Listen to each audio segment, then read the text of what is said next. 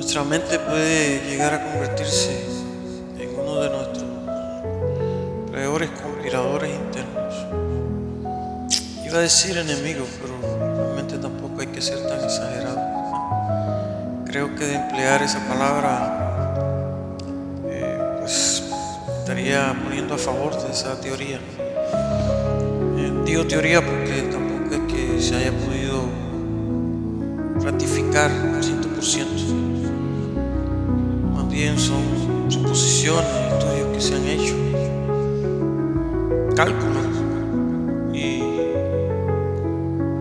encuestas también que han agrupado a cientos de miles de personas a lo largo de muchas generaciones.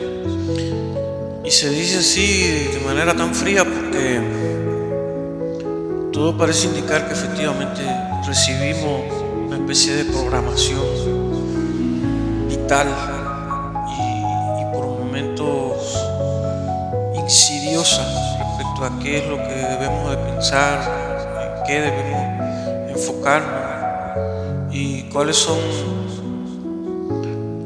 las metas a mediano y largo plazo que pueden tener nuestros pensamientos. Y después de ese tipo de programación, pues por lo general se crea un patrón de conducta, un patrón de razonamientos que se vuelven como constantes en la vida de una persona. Hago toda esta introducción, este bosquejo, porque me estuve recordando toda la mañana cómo le ayudé a superar el miedo a la oscuridad a mi hijo mayor. Caminábamos por una zona relativamente oscura de la ciudad donde vivíamos y además se había ido el servicio eléctrico, o sea, todas las calles estaban completamente oscuras. En todo caso, algún poquito de iluminación por los mechones que utilizaban las personas ahí para alumbrarse un poco. Y en esa combinación de luces y sombras, pues prácticamente todo se percibía de una manera diferente, casi todo era distinto. Así que él advirtió mientras caminábamos algo que le pareció eran como las cabezas de animales y entre cuernos. Así me dijo: mira, es como una cabeza de vaca, fue lo que me dijo. Y me dio por pedirle que nos acercáramos suavemente para que identificara de manera plena eso que le parecía una cabeza de vaca.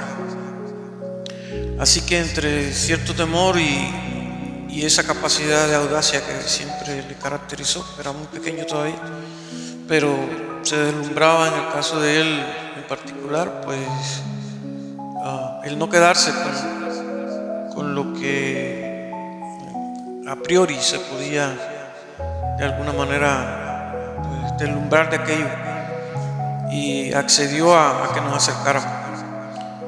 Cuando ya estábamos lo suficientemente cerca, pues comenzamos a percatarnos de que eso que parecía una cabeza de animal con cuerno, pues iba gradualmente cambiando de forma a medida que incidían en ese objeto, otras formas de luces y la intensidad de la oscuridad pues iba siendo menos dramática en la medida en que nos acercábamos.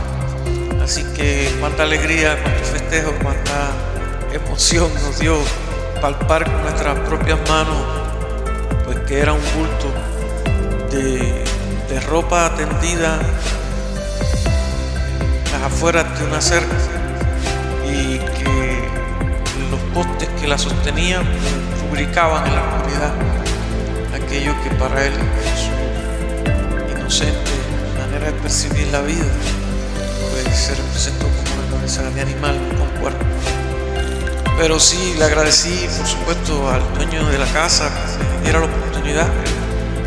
Como es natural, se extrañó un poquitico, pero tuvo confianza en que no iba a a ir a mayores y mi empeño de darle una lección, o más bien una especie de instrucción básica de la vida a mi pequeño, pues la premió el que pudiéramos salir de la duda. Fue hermoso, fue bien bonito. Yo creo que a partir de ahí definitivamente no le tuvo más miedo a la oscuridad. Pero ¿qué hubiera sido de él si yo le dejo con la duda de si aquello que vio era una cabeza de animal pues, fantasma? Lo próximo que hubiese visto, pues ya hubiese dado por sentado, quizás no lo próximo, pero sí lo próximo y lo próximo y lo próximo que hubiese visto en la oscuridad, comienza a formar en él un patrón de comprensión de su entorno en función de esa primera gran experiencia. Por supuesto, como el miedo de lo desconocido o a lo desconocido se presenta de manera tan espontánea al principio, inadecuadamente manejado se convierte en pánico, en una fobia. Así que con los años cuesta mucho trabajo desmontar todo ese esquema y definitivamente pues duele mucho. Pero ese es solo un ejemplo, el miedo a la oscuridad. Hay tantísima cantidad de cosas más importantes que damos por hecho, que luego pues nos manipulan de cierta manera, porque en un momento determinado, cuando todavía estábamos a tiempo, pues no lo atajamos y no le dimos la explicación adecuada y razonable que llevaba. Se me ocurre pensar de momento en qué opinan de nosotros. Pasamos por frente a un grupo de personas, nos autopercibimos más feos, más extraños que los demás, y cuando de manera espontánea este grupo de personas se ría entre ellos, pues daremos por sentado de que la risa la provoqué o la provocamos nosotros por causa de nuestros supuestos defectos y temores. Así se va creando un complejo y un criterio de que todo el que nos mira pues tiene alguna opinión negativa sobre nosotros. Qué doloroso es eso. A partir de ahí se deriva una serie de complejos de inferioridad que son de las tantísimas cantidades de trastornos psicológicos que son difíciles de tratar. Pero lo más grave y es que se ha acrecentado en la medida en que la modernidad ha hecho posible que 4 o 5 decisores de qué es lo que se pone en las redes sociales, en los medios de difusión y en la prensa en general, pues defina el patrón de pensamiento de moda. Así esas ideas hegemónicas conspiran contra la salud, contra las creencias, contra la identidad del individuo y la resquebrajan al punto de que después es muy difícil recomponer una vida dañada de esa manera.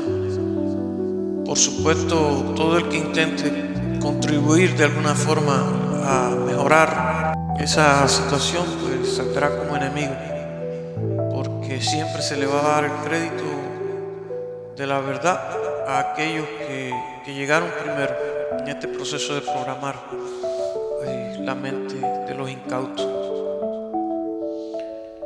De ahí que haya tanto desparpajo en este mundo donde muchos muchos hombres no se sienten cómodos con ser hombres y prefieren dejar de ser o intentar dejar de ser, porque la condición humana que se trae desde el momento de la concepción, pues entonces incambiable, por más que se trate de edulcorar esa realidad.